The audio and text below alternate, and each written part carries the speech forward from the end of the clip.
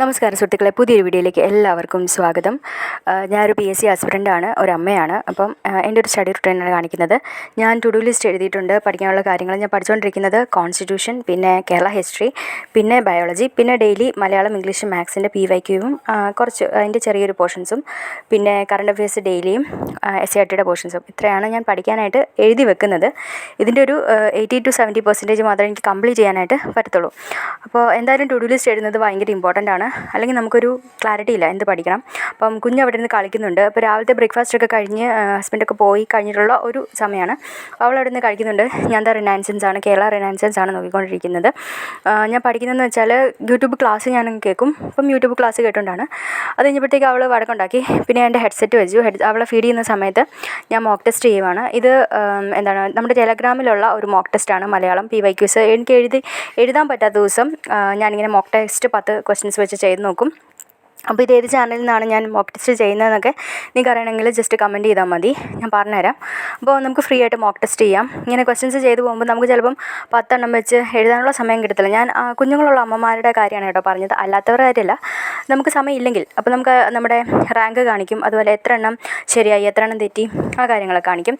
ഇത് നെക്സ്റ്റ് ഡേയിലെ ഒരു to do ലിസ്റ്റാണ്. അന്നത്തെ ടു ഡു ലിസ്റ്റ് ഞാൻ ഏകദേശം ഒരു 60% കംപ്ലീറ്റ് ചെയ്തു. പക്ഷേ ഈ ദിവസങ്ങളൊന്നും എനിക്ക് രാത്രിയിൽ പഠിക്കാനായിട്ട് പറ്റുന്നില്ലായിരുന്നു. ഞാൻ എന്താ എനിക്ക് ക്ഷീണമാണോ എന്താണെന്ന് അറിയത്തില്ല. അവളെ ഞാൻ ഫീഡ് ചെയ്ത് അവിടെ കിടക്കും, പിന്നെ ഞാൻ കൂടെ അങ്ങ് ഉറങ്ങിപ്പോവും. സാധാരണ ഞാനൊരു ചില ദിവസം ഒരു വീക്കിൽ ഒരു 3-4 ദിവസമെങ്കിലും ഇരിക്കുന്നതാണ്. പക്ഷേ ഈ വീക്കിൽ എനിക്ക് ഒട്ടും തന്നെ ഇരിക്കാൻ പറ്റുന്നില്ലായിരുന്നു. ഇത് അടുത്ത ദിവസത്തെ ടു ഡു ലിസ്റ്റാണ്. അപ്പോൾ ടു ഡു ലിസ്റ്റ് ഉണ്ടാക്കാനായിട്ട് അറിയാൻ പറ്റാത്ത ബിഗിനേഴ്സ് ആരെങ്കിലും ഉണ്ടെങ്കിൽ നിങ്ങൾക്ക് പറ്റുന്ന ടോപ്പിക്സ് ഇങ്ങനെ നിങ്ങൾക്ക് കുഞ്ഞുങ്ങളൊന്നും ഇല്ലാത്ത അങ്ങനെ റെസ്പോൺസിബിലിറ്റി ഇല്ലാത്തവരാണെങ്കിൽ ഇതിൽ കൂടുതൽ ടോപ്പിക്സ് നിങ്ങൾക്ക് എഴുതി കംപ്ലീറ്റ് ചെയ്യാം. അപ്പോൾ തലേദിവസമാണ് ഇങ്ങനെ ഉണ്ടാക്കി വെക്കുന്നതിൽ ഭയങ്കര ഹെൽപ്ഫുള്ളായിരിക്കും. രാവിലെ എഴുന്നേൽക്കുമ്പോൾ ഒരു ഫ്രഷ് ആയിട്ട് തന്നെ പഠിക്കാൻ പറ്റും. ഇതിപ്പോൾ എനിക്കൊരു ദിവസം എൻ്റെ വീട്ടിൽ പോയിരുന്ന് പഠിക്കാനുള്ളൊരു അവസരം കിട്ടി. എൻ്റെ മദർ ഇൻ ലോ കുഞ്ഞിനെ നോക്കിയായിരുന്നു. അപ്പോൾ അന്നത്തെ ഞാൻ രാവിലത്തെ ഇത് പഠിക്കുവാണ്. അപ്പോൾ ഞാൻ ഇതൊക്കെയാണ് പഠിച്ചതെന്ന് വെച്ചാൽ അതും സെയിം തന്നെയാണ്. ഈ മാസം മുഴുവൻ കോൺസ്റ്റിറ്റ്യൂഷനും പിന്നെ കേരള റിനൈൻസൻസും ബയോളജിയും ഈ പോർഷൻസ് തീർക്കാമെന്നാണ് വിചാരിക്കുന്നത്. ഈ ഒരു മാസം കൊണ്ട് ഈ 3 ഏരിയാസാണ് ഞാൻ ഫോക്കസ് ചെയ്തിട്ടുള്ളത്. അപ്പോൾ അതാണ് പഠിക്കുന്നത്. ഞാൻ ആദ്യം ക്ലാസ് കേട്ടിട്ട് ഞാൻ എൻ്റെ നോട്ടിൽ എഴുതി വെക്കും. ഇപ്പം നമ്മൾ ക്ലാസ് കേൾക്കുമ്പോൾ എന്താണെന്ന് വെച്ചാൽ, ഇപ്പം നമ്മളൊരു സമരം എടുത്തു ഏതെങ്കിലും, ഇപ്പം ഗുരുവായൂർ സത്യാഗ്രഹം, അതെടുത്ത് നമ്മൾ ഡയറക്റ്റ്ലി ടെക്സ്റ്റിൽ നിന്ന് പഠിക്കുമ്പോഴത്തേക്കും നമുക്ക് കുറച്ച് ടൈം കൺസ്യൂമിങ് ആകുന്ന പോലെ എനിക്ക് തോന്നിയിട്ടുണ്ട്. എൻ്റെ പേഴ്സണൽ എക്സ്പീരിയൻസ് ആണ്. അപ്പോൾ ഞാൻ എന്ത് ചെയ്യുന്നത് വെച്ചാൽ, ഒരു ക്ലാസ് യൂട്യൂബിൽ ഞാൻ കാണും. അപ്പം നമ്മൾ ജസ്റ്റ് യൂട്യൂബിൽ കയറിയിട്ട് ഇപ്പം സത്യാഗ്രഹം എന്നടിച്ച് കൊടുത്താൽ, ഇപ്പം വൈക്കം സത്യാഗ്രഹം എന്നടിച്ച് കൊടുത്താൽ അതിന് കുറേ ക്ലാസ് മിനിമം ഒരു 10 ക്ലാസ് എങ്കിലും വരും. അപ്പോൾ ആ ക്ലാസ്സിൽ 2 ക്ലാസ് അത്യാവശ്യം വ്യൂസുള്ള കുറച്ച് ടൈമുള്ള ഞാൻ കണ്ടിട്ട് പിന്നീട് ഞാൻ ആ ടെക്സ്റ്റ് വായിക്കുന്ന സമയത്ത് എനിക്ക് കുറച്ച് പോയിൻറ്റ്സ് കണക്ട് ചെയ്യാൻ പറ്റും. പിന്നെ ഡിഗ്രി പരീക്ഷയ്ക്ക് തന്നെ പ്രിപ്പയർ ചെയ്യുന്നുണ്ട്. നമുക്ക് ടെക്സ്റ്റിലെ പോയിൻറ്റ്സ് മാത്രമല്ല, നമുക്ക് എവിടെ നിന്നൊക്കെ എക്സ്ട്രാ പോയിൻറ്റ്സ് കിട്ടുമോ അതെല്ലാം മാക്സിമം പഠിക്കുന്ന സമയത്ത് കളക്ട് ചെയ്ത് പഠിക്കുന്നത് തന്നെയാണ് നല്ലത്. അപ്പോൾ ഞാൻ ഈ ക്ലാസ്സിനകത്ത് ചിലപ്പം ചില എക്സ്ട്രാ പോയിൻറ്റ്സ് കാണും. പിന്നെ ടെക്സ്റ്റിനകത്ത് ക്ലാസ്സിൽ പറയാത്ത കുറച്ച് പോയിൻറ്റ്സ് കാണും. അങ്ങനെയൊക്കെ കുറേ കാര്യങ്ങൾ അങ്ങോട്ടും ഇങ്ങോട്ടും കാണും. അപ്പോൾ അതെല്ലാം ഞാൻ എൻ്റെ ബുക്കിലേക്ക് നോട്ട് ചെയ്ത് വെക്കും. നോട്ട് ചെയ്ത് സമയമുള്ളപ്പോഴത്തെ കാര്യം കേട്ടോ, അല്ലാത്തപ്പോൾ ഞാൻ ക്ലാസ് കേട്ടുകൊണ്ടിരിക്കത്തേ ഉള്ളൂ.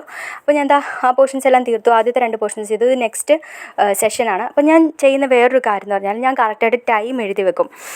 അതായത് ഇന്ന പോർഷൻസ് ഇത്ര സമയത്തിനുള്ളിൽ തീർക്കണം. അപ്പോൾ ഞാൻ കേരള റിനൈൻസൻസിൻ്റെ പോർഷനാണെങ്കിൽ ഞാൻ 12 തൊട്ട് 12:30 തീർക്കും. അപ്പോൾ എന്താണെന്ന് വെച്ചാൽ നമ്മുടെ ബ്രെയിൻ ഭയങ്കരമായിട്ട് ആക്ടിവേറ്റഡ് ആകും. എനിക്ക് തോന്നുന്നു അതിന് ഒരു നിയമം തന്നെയുണ്ട്, പാർക്കിൻസൺസ് നിയമം എന്നോ അങ്ങനെ എന്തോ ആണ് ഇതിന് പറയുന്നത്. അതായത് നമ്മളൊരു പ്രത്യേക ടൈമിനുള്ളിൽ ഒരു സംഭവം തീർക്കണം എന്ന് വിചാരിച്ചു കഴിഞ്ഞാൽ നമുക്ക് ആ സമയത്തിനുള്ളിൽ തീർക്കാൻ പറ്റും. അല്ലെങ്കിൽ പിന്നെ കൂടുതൽ സമയമായിപ്പോൾ.